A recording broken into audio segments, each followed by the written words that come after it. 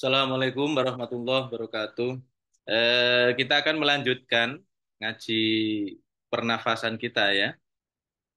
Jadi kemarin ya kita sudah membahas tentang nafas untuk problem atau untuk problem-problem khusus ya. Kemarin ada nafas untuk memperbaiki supaya tidurnya jauh lebih berkualitas gitu ya. Kemudian ada nafas untuk perempuan ya, nafas khusus untuk perempuan, terutama bagi perempuan yang sudah menopause ya, untuk menjaga keseimbangan fisik maupun psikologisnya, ada nafasnya itu gimana kemarin sudah kita bahas, silahkan bisa disimak di video-video kami sebelumnya. Hari ini kita masih di latihan nafas khusus ini, nafas spesifik ya. Pada sore hari ini saya akan membahas atau share ke pemirsa sekalian tentang nafas untuk penderita diabetes ya. Jadi kalau pemirsa punya kenalan, saudara atau mungkin Anda sendiri adalah penderita diabetes ya bisa melakukan praktek pernafasan ini. Namun sebelumnya saya akan menjelaskan mengenai alur pikirnya. Jadi gimana sih kok bisa nafas itu berpengaruh dalam atau mempengaruhi gula darah di dalam tubuh kita gitu. Kita mulai dari sini ya. Jadi di dalam tubuh manusia itu ada yang namanya autonomic nervous system atau biasanya disingkat ANS, autonomic nervous system. Itu bahasa Inggrisnya ya. Kalau bahasa Indonesianya sistem saraf otonom ya. Jadi sistem saraf otonom atau autonomic nervous system itu sama saja ya. Nah, autonomic nervous system ini, sistem saraf otonom ini, nah itu secara garis besar dibagi menjadi dua, yakni simpatis dan parasimpatis. Ya ini mungkin yang mengikuti channel ini sudah sering ya mendengar terminologi simpatis dan parasimpatis ini. Nah, jadi autonomic nervous system atau sistem saraf otonom itu secara garis besar itu dibagi menjadi dua. Jadi ada simpatis, ada parasimpatis. Kita bisa menganalogikan atau mengibaratkan bahwa saraf simpatis itu adalah gas. Jadi gas di dalam tubuh kita. Kemudian saraf parasimpatis itu adalah rem, ya, rem di dalam tubuh kita. Nah, antara gas dan rem ini tentu harus seimbang ya. Tidak boleh di kendaraan itu mung ada gasnya tok, nggak ada remnya. Ya nanti bablas. Nggak boleh di kendaraan itu hanya ada remnya saja tanpa gas, ya nggak bisa jalan nanti. Nah, di slide ini sudah saya berikan gambaran atau klasifikasinya atau ya gambaran ringkasnya ya mengenai fungsi atau peran-peran singkat dari simpatis dan parasimpatis itu ya. Nah, fungsi utama ya, jadi saraf simpatis itu fungsinya adalah mempersiapkan tubuh untuk respon fight or flight. Jadi, ketika sistem saraf simpatis ini aktif ya, maka tubuh seseorang tadi itu dalam keadaan fight or flight, yakni keadaan lawan atau lari saat menghadapi situasi stres atau bahaya. Jadi respon simpatis ini sangat diperlukan oleh seseorang dalam menghadapi bahaya. Contoh ya, ketika ada seseorang dikejar hewan misalnya, hewan buas misalnya, dikejar anjing misalnya. Ya itu yang aktif simpatis. Jadi dia aktif me, tubuh itu dia memproduksi energi secara cepat ya, detak jantung nanti memompa lebih cepat, kemudian tubuh mengolah apa gula ya, karena butuh energi cepat maka yang diolah gula. Dan apa namanya ini tidak boleh berlangsung secara lama ya. Ini hanya untuk respon-respon sementara saja. Jadi sangat dibutuhkan juga simpatis ini.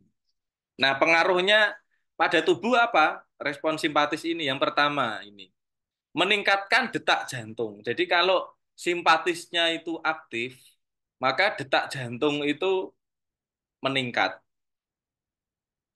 Ya, sebut saja lebih cepat gitu ya. Kemudian melebarkan saluran napas untuk meningkatkan oksigenasi ya. Melebarkan pupil mata. Jadi ketika seseorang itu simpatisnya yang aktif, maka pupil matanya itu melebar ya. Pupil itu yang hitam-hitam ini dia melebar ya. Yang hitam kecil di dalam itu dia melebar. Kemudian menghambat aktivitas pencernaan. Jadi kalau saraf simpatisnya itu aktif, ya sebut saja stres gitu lah. Ya. Tapi nggak selamanya harus stres ya. Ya sebenarnya stres itu. Maka pencernaan itu lambat.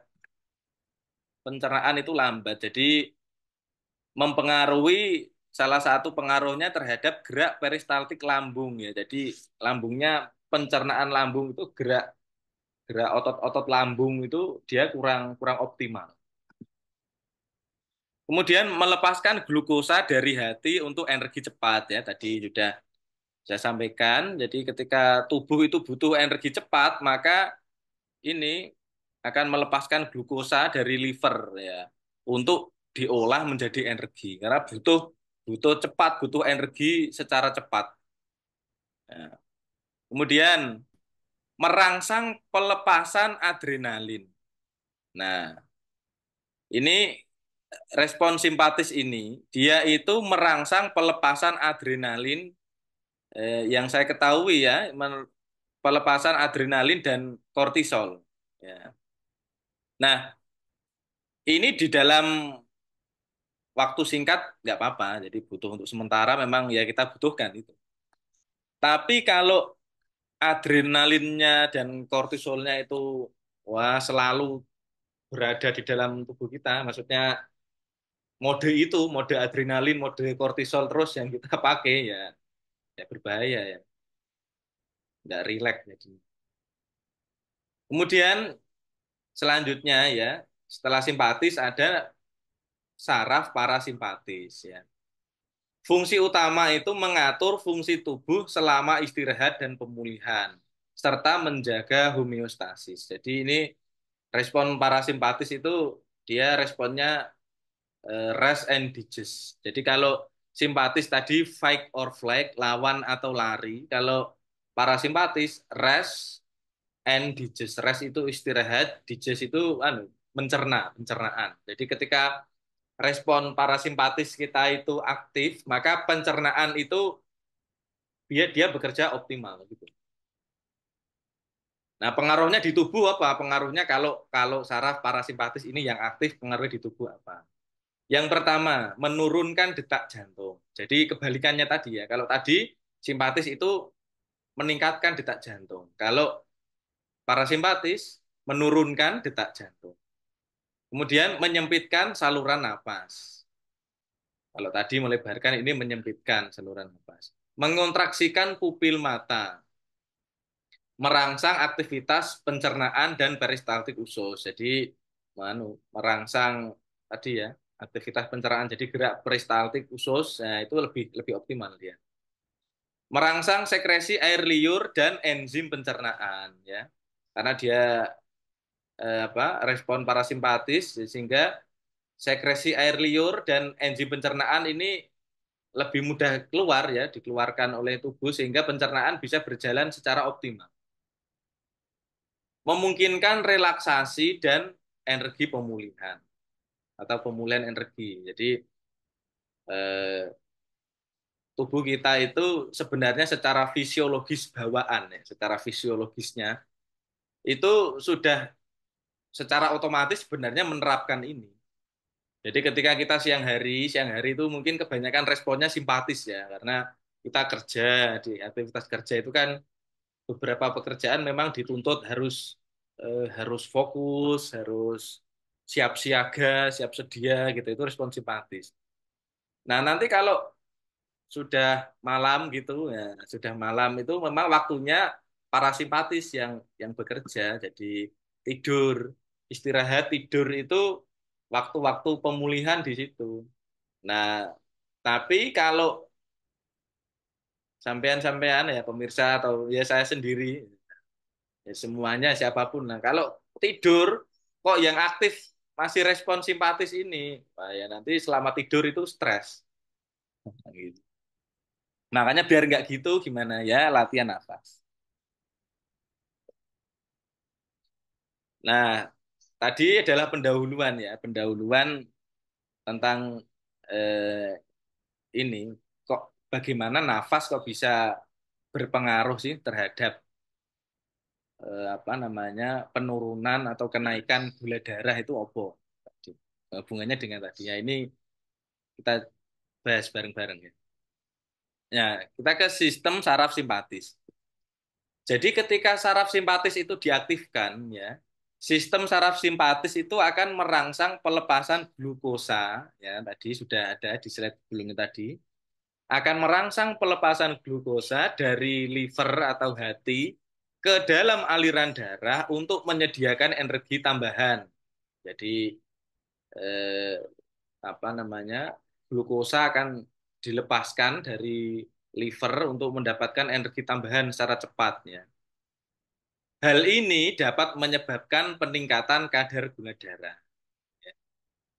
Peningkatan hormon stres seperti adrenalin dan kortisol meningkatkan gula darah dengan menghambat aksi insulin. Jadi kalau apa hormon stresnya, jadi hormon adrenalin dan kortisolnya itu terlalu tinggi, nah ini akan meningkatkan gula darah, ya kan? Ya. Jadi kalau respon simpatis itu kan mengakibatkan apa menyebabkan tubuh itu menghasilkan energi yang didapat dari gula ini tadi. Nah, kalau terus-terusan begitu, berarti kan gula darah gula darah itu kan semakin tinggi ya karena ini tadi. Nah, gula darah yang tinggi itu akan menghambat aksi insulin. Insulinnya kesel, capek karena kerja terus. Nah, sekarang sistem saraf parasimpatis. Aktivasi sistem saraf parasimpatis ya, seperti yang terjadi saat kita rileks atau menggunakan teknik pernafasan dalam. Nah, salah satunya nafas LSD itu ya yang beberapa kali kita bahas, light, slow, and deep itu. Itu akan membantu menurunkan kadar gula darah dengan meningkatkan aktivitas insulin dan pencernaan. Tadi kan di awal sudah dijelaskan ya bahwa salah satu fungsi dari sistem saraf parasimpatis itu fungsinya di dalam tubuh itu kan untuk mengoptimalkan fungsi pencernaan ya. Nah, kalau saraf parasimpatis ini aktif membantu menurunkan kadar gula darah dengan meningkatkan aktivitas insulin dan pencernaan. Nah, menyediakan lingkungan yang tenang dan mendukung bagi tubuh untuk memproses dan menyimpan glukosa dengan lebih efektif. Jadi pencernaannya itu lebih efektif. Nah, ini bagi pemirsa ya yang memiliki riwayat gula darah tinggi. Silakan bisa melakukan latihan breath leg atau nafas ringan ya. Seperti di latihan latihan satu yang sudah kita bahas kemarin-kemarin itu. Jadi fungsinya breath leg itu apa? Ini untuk menciptakan rasa lapar udara. Nah, rasa lapar udara itu dapat menurunkan kadar gula darah. Jadi nanti nafasnya gini. Silakan bisa pakai nafas 55 boleh. Jadi nafas 5 detik, tarik nafas, 5 detik hembuskan nafas. Atau nggak pakai nafas 55, tapi cukup Anda menyadari nafasnya ya, tapi nafasnya yang ringan. Jadi nafasnya ringan. Nah, tariknya itu ringan. Jadi ya sangat ringan gitu. Jangan langsung cepat. Nah, itu kan nafasnya kasar ya.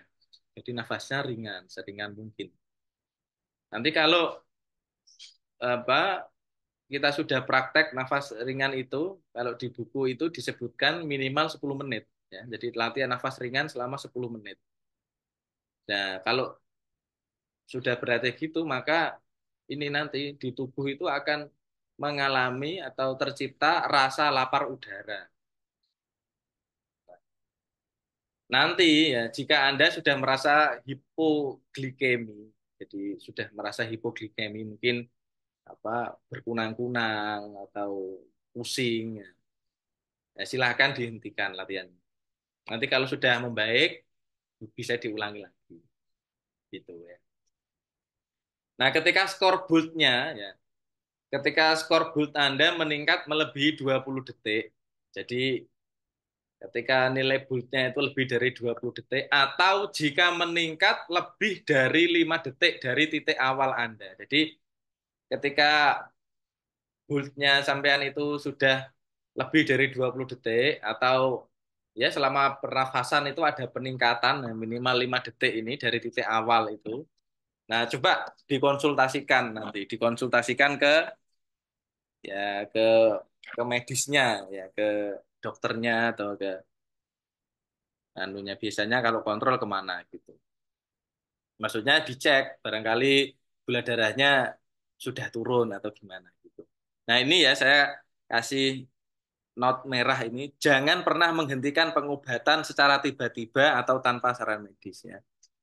Ya, ini kami tentu tidak menganjurkan. Jadi misal Anda sudah mengkonsumsi obat selama bertahun-tahun, terus lagi baru latihan nafas 2 hari, 3 hari, seminggu, terus wah lepas obat saja. Nah, itu kami tidak menganjurkan ya. Makanya ini dikontrol lewat lewat bulknya salah satunya. Jadi ketika sampean pertama kali latihan pernafasan itu harus dicek bulknya, misal 20. Kemudian setelah 1 minggu, oh kok meningkat 25 atau 30 gitu. Nah, ada peningkatan, coba konsultasi ke dokternya. Nanti dicek dicek gula darahnya. Oh, sudah mungkin sudah membaik atau sudah gimana gitu. Barangkali kan nanti bisa dikurangi dosisnya dan sebagainya. Jadi jangan langsung dilepas ya obatnya. Jadi ini kita tidak menganjurkan. Ya, gitu ya. Jadi pertemuan hari ini adalah itu tadi kita bagi penderita atau pengidap gula darah atau diabetes mellitus ya. Silakan latihan nafas ringan atau breath leg dilakukan seringan mungkin 10 menit. Nanti ketika di tengah-tengah sesi kok rasanya merasa ini hipoglikemi, jadi misal berkunang-kunang atau lemes atau ada sensasi-sensasi yang tidak nyaman, dihentikan.